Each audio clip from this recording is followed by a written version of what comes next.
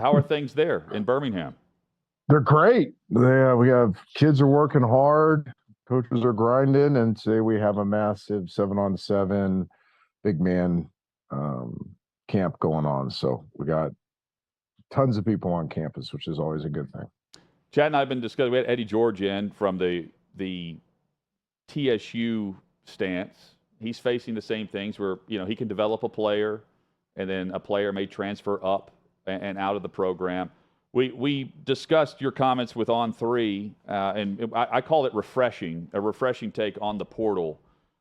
Have you always had this mindset with the open transfer portal, even when you were coaching in high school, about what guys were doing at the collegiate level from the players' stance? And I think that's how you view things through how they're thinking for their career. You don't mind necessarily a guy trying to advance a career or make certain amounts of money based on the system that's set up. Why? Because it's kid centric. And I think what's happened, I really saw this happen when I was at ESPN all those years. I saw kind of a college football vibe change from kid centric to coach centric to institution centric. And you should be in this for the kid. Somehow it became about the coach. Coaches making more salaries, coaches climbing the food chain, coach. And then institutions, right? Institutions are making tons of money with the college football playoff, and football's their flagship moneymaker. And so what got left behind was the kid. And, my whole coaching philosophy, my whole model is about helping each kid chase their personal best and reach their potential. And you do that enough times with enough kids, and great teams are birthed out of that. Well, I can't say that in one side of my mouth, the other side of the mouth say it's bad for me to develop a player so he can go benefit elsewhere. Now, be careful how that's interpreted, because going elsewhere for money isn't always best for the kid. Money for some kids is the driver, is the thing that can change him and his family's life at a young age. But some of them are going to make a lot of money playing professional football, and they may actually hurt their draft stock, may hurt their earning potential by going to a higher program to become depth. And we're starting to see data come out where, non-Power 5 kids going to Power 5 schools as role players hurt their draft stock, hurt their ability for future earnings. So it's not always best, but when it is best for the kid to go and be a difference maker at a program that can incentivize him more economically, then it's my duty as a coach to give that kid those facts and say, here's what we can do for you here. Here's what institution B can do for you there. And if you vetted all this and you feel good about the situation, feel good about how they're going to develop you, your nurturing, the accommodations, your living style, how far you are away from home, whatever those other matters may be, then it's my job as your mentor, not just your coach, to say, you know what, that's probably a good decision. We had that happen once this year.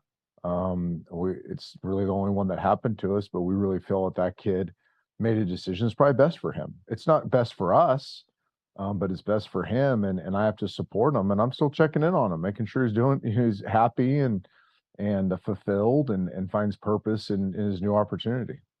Yeah, I think oftentimes when you call someone a good salesman, there's some negative connotation to it. I don't see it that way. I think you're a really good salesman. We saw it at Lipscomb Academy, the way you sort of reinvented that program and had success really quickly there.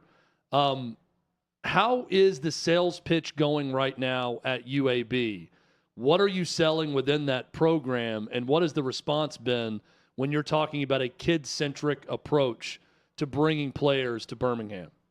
Yeah, I would ask people to ask our players, right? I could say anything right now. Any head coach can get on this or a TV station or an interview and spew a bunch of stuff. What's really happening, I think the kids, the parents, people around the organization can probably tell the story better. What they're telling me is that our kids are really enjoying it, that they're buying into how we're connecting with them, how we're authentic with them, how we're truth tellers in their lives. Sometimes that's not always fun to hear on the front end as a young person, but it's refreshing.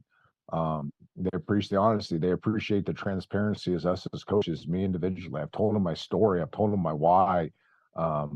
I've been really kind of brutally honest with them to try to connect at a deeper level with them. So our kids that are here, our current Blazers, um, tell me they're thriving, right? Their response has been, this has been a great journey so far. Recruiting wise, I mean, talk to me in 3 years, right? I always kind of roll my eyes at recruiting rankings to a certain degree because it's like the NFL draft. I remember working all those drafts, and we'd give these grades after the draft, and I'd be like, how are we grading something that has never played a football game at the next level? So it's kind of the same thing here. It's like we are getting players we are targeting. We are getting players that UAB's never recruited before.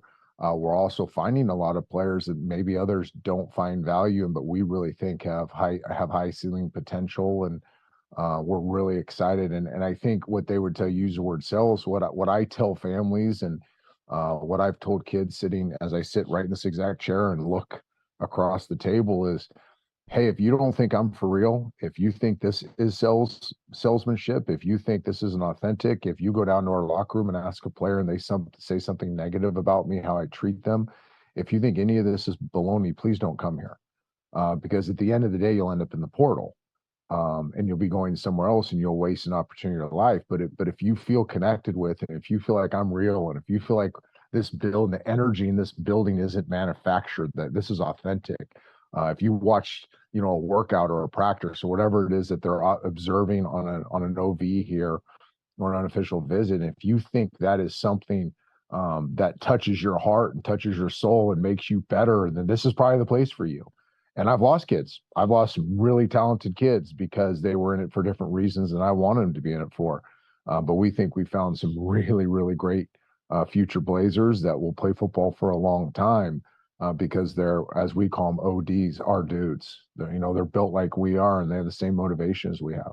Trent Dilfer with us, head coach at UAB. Trent, he's always been a straight shooter with us, with anyone, quite frankly. What have been the biggest hurdles, Trent, since you took over at the college head coaching level? Do you feel like you're kind of on an island as a program, not necessarily conference, but just as leadership from the top down? Do you feel like it's kind of a free-for-all in some ways? I don't have any complaints. And again, I'm not just saying that because I want to sing Kumbaya on this. I was doing a show this morning, and I said, I wake up every morning and get to say I get to do this. A lot of coaches right now are in the have to do this, right? They've made this a career. They feel like they have to do it. They have to please others. They have to do this. I don't feel that ever. I feel like I get to do it. I stepped out of retirement to go into high school coaching, one of the worst programs in the country. I got to do that. That was an honor and a privilege. I get to do this. I really have zero complaints. I've said this publicly. I think I have a distinct advantage over other college coaches. I don't know the old way. I don't have the same complaints. So I wish it went back to that old way. Those were the glory days of college football. I was in the NFL during those glory days of college football. I was on TV. I was retired. I was coaching high school football. I don't know any other way but this way. I like the chaos of college football. I like the challenges. I think, I'm built for this. The staff I built is built for this. There's no problems in this building. There's only solutions, right? There's no bad days, but they're all hard. Yeah. That's how we talk around this building. You will not last long in my building if you're talking about problems. If you're talking about all these challenges that are going to keep us from winning, you're probably going to be working in another building. We're solution driven. We want our kids to feel that. We don't let them complain. We're not going to complain. So I really can tell you this, honest to God, it is so similar to what we did at Lipscomb. It's scary. This job, and I'll say this on behalf of other high school coaches that run very complex programs. So let's talk about the Boscos and some of the schools in Texas and some of these Alabama schools. Mark Freeman at Thompson, who's done as good a job as anybody in high school football, could be a college head coach tomorrow, and an AD's crazy not to hire him.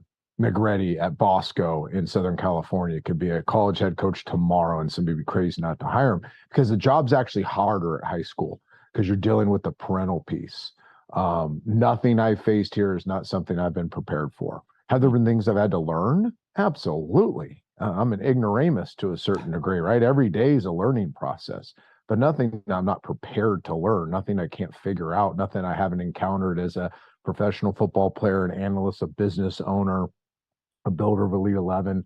Like all those, my journey has prepared me for any decisions that I'm having to make or problem solving that I'm having to do. And like I said, I think the high school game at a complex program, not a roll at the balls, yellow bus program, Right. but a very complex program. It's exponentially harder because I was dealing with sixth grade parents. I was dealing with eighth grade summer vacation schedules. I was dealing with, admissions. I was a front end of admissions challenges, just things that I never thought I'd be doing in my whole life, but I did them and I enjoyed them. And the things here, you have such a great support staff. You hire great people. Your athletic department carries so much water. Your PR, we were our PR team. Right now, I'm sitting next to one of the best PR directors in the country, and Ted Feely. He does stuff that I used to have to do. So you just have so much more help in reaching the vision. Where in high school, you're a one-man band, baby. You're the chief fundraiser, you're the head of the boosters, you're the head PR guy, you're doing graphics, you're doing everything. You're rolling out, you're taping ankles, you're rolling out bags, you're setting up fields, you're mowing lawn. I can go on and on and on. Here I get to be the CEO of a pretty darn good program. No doubt. Trent Dilfer has been our guest. You'll feel like you're back on ESPN with this because we need 30 seconds. Okay, gotcha. But if you join us in December, what do you hope to be saying about your program in year one? 30. Now I got 18 seconds, and I can still do the count. No, you're good. You still have 30. I'm very confident that people will be very proud of the product we put out there. I'm very confident that people will be proud of the kids and how they represent this incredible city. By the way, if you haven't spent time in Birmingham, we were there for the USFL. It's awesome. Yeah, this place is awesome, and our kids will represent it well. And I think you'll see a style and a brand of football that differentiates itself.